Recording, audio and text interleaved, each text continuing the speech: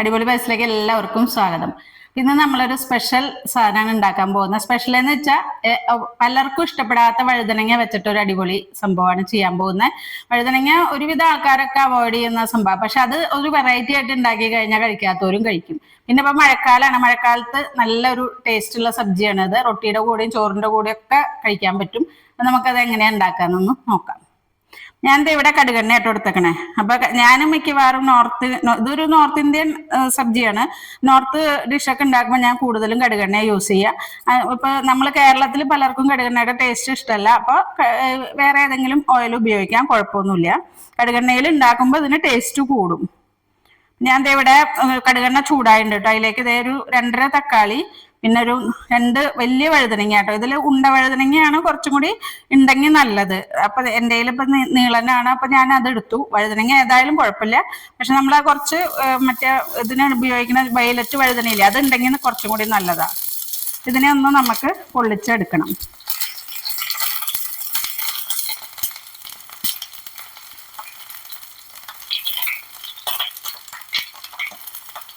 തക്കാളി വഴുതനങ്ങ ഒക്കെ ഇട്ട്, അത് കൂടെ ഒരു 10-12 അല്ലി വെളുത്തുള്ളിൻ്റെ ഒരു 2-3 പച്ചമുളകും ഉണ്ട് കേട്ടോ. അതും കൂടി ഇട്ട് കൊടുക്കുന്നുണ്ട്. ഇത് ഇനി നന്നായിട്ടൊന്ന് ഒരു മൂത്ത് വരണം. മൂത്തെന്ന് വെച്ചാൽ ഒന്ന് നമ്മൾ ചുട്ടെടുക്കില്ലേ, ആ ഒരു പാകത്തിൽ വരണം.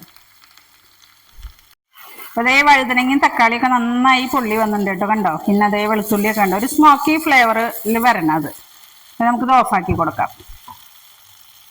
നമുക്കിതൊന്ന് പാത്രത്തിലേക്ക് മാറ്റി കൊടുക്കട്ടെ. ഇതിനെ നന്നായിട്ടൊന്ന് ഉടച്ചെടുക്കണം നമുക്ക്.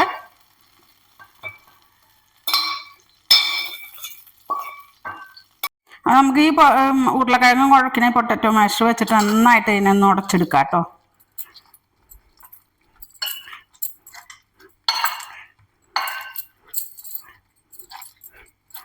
നമ്മളിത് ഉടച്ചെടുത്തിട്ടുണ്ട് കേട്ടോ എല്ലാം.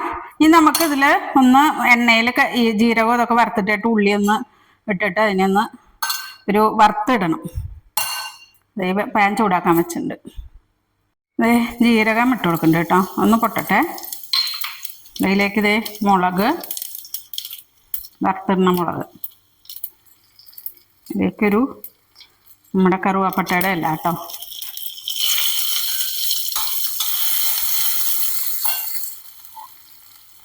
ഇതിലേക്ക് ഇതേ ഉള്ളിയിട്ട്, ഉള്ളി ഒരുപാട് മൂക്കൊന്നും വേണ്ട, ഒരു ക്രഞ്ചിനെസ് വേണം ഇതിലേക്ക്. ഒന്ന് വാട്ടിയിട്ട് നമുക്ക് തട്ടി ചേർക്കാം. ഇത് ഇഞ്ചി ഒന്ന് ചോപ്പ് ചെയ്ത് കേട്ടോ, അതുകൂടി ഒന്ന് മിക്സ് ചെയ്ത് കൊടുക്കാം. ഇനി നമുക്ക് മസാല, ഇതേ കുറച്ച് മുളക് പൊടി 1 ടീസ്പൂൺ, പിന്നെ ഒരു 1/2 ടീസ്പൂൺ മഞ്ഞൾപ്പൊടി,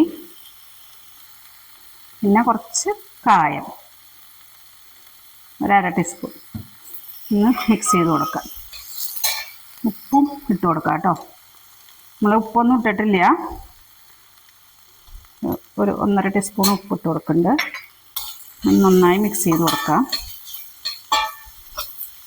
നമ്മൾ ഈ ഉടച്ചു വച്ചിരിക്കുന്ന വഴുതനങ്ങ ഇതിലേക്ക് ആഡ് ചെയ്ത് കൊടുക്കാം.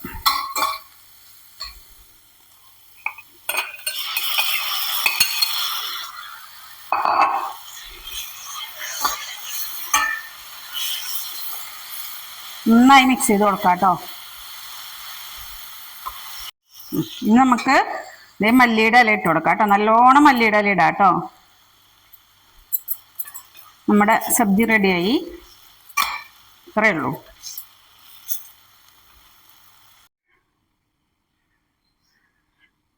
അപ്പൊ നമ്മുടെ ബാങ്കൻ കി ചോക്ക ഇവിടെ റെഡി ആയിട്ടുണ്ട്. ഇതിന് ബാങ്കൻ കി ചോക്ക എന്നാട്ടോ നോർത്തിൽ പറയാ. പിന്നെ ഇതേ സ്റ്റൈലിൽ തന്നെ വലിയ ഉണ്ടവഴുതനയില്ലേ വയലറ്റ്, അത് വെച്ചിട്ട് മറ്റേ ബാങ്കൻ കി ഭർത്ത ചെയ്യും. സെയിം തന്നെ, പക്ഷെ അത് കനലിൽ ചുട്ടെടുത്തിട്ടാണ് ചെയ്യുക. അതിൻ്റെ ഉള്ളിൽ വെളുത്തുള്ളിയൊക്കെ വെച്ചിട്ട് ചുട്ടെടുക്കും. എന്നിട്ട് ഇതുപോലെ ഉടച്ചെടുത്തിട്ട് തക്കാളി ഇതൊക്കെ ഇട്ടിട്ട് ഉണ്ടാക്കും. അതും ഭയങ്കര ടേസ്റ്റാണ്. അപ്പൊ നമ്മൾ ഇത് എണ്ണയിലാണ് പൊള്ളിച്ചെടുത്തേക്കണത്. ചെറിയ വ്യത്യാസമേ ഉള്ളൂ. പിന്നെ ചെറിയ വഴുതനങ്ങയാണ് ആ വ്യത്യാസം. അപ്പൊ വഴുതനങ്ങ നമുക്ക് ബോറടിക്കുമ്പോൾ ഇങ്ങനെയൊക്കെ ചെയ്തു നല്ല ടേസ്റ്റാണ് കേട്ടോ. ഇങ്ങനെയൊക്കെ ഉണ്ടാക്കി പിന്നെ ഫുൾക്കാ റൊട്ടിയുടെ കൂടെ ഭയങ്കര ടേസ്റ്റാണ്. ഒരു വെറൈറ്റി ആയിട്ട് ഇങ്ങനെയൊക്കെ ഇടയ്ക്ക് ഉണ്ടാക്കി നോക്കുക. വീണ്ടും ഒരു വീഡിയോ വരുന്നവരേക്കും ഓക്കെ, ബൈ.